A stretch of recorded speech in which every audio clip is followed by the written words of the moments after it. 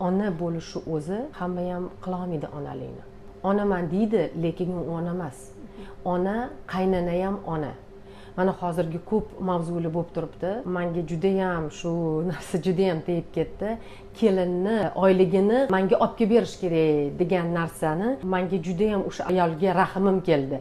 Kelinni puliga zor bo'lgani uchun. Keyin kelin shuncha soat ishlab kelsa-yu, oyligini qaynonasiga bersa. Qaysi zamonda yashayapmiz biz? Qani ayting. Даже bizani islom bo'yicha eriga ham berish kerak emas kelin oyligini. U ishlab keldi, qaynona xursand bo'lish kerak. O'zini moliyaviy hayotini to'g'irlab, hech narsaga zor bo'lmay yashaydi mani bolalarim deb qaynona so'yinish kerak. Ulardan pul talab qilib, qachon oyligini olib keladi-yu menga beradi demasdan. Bu juda ham noto'g'ri.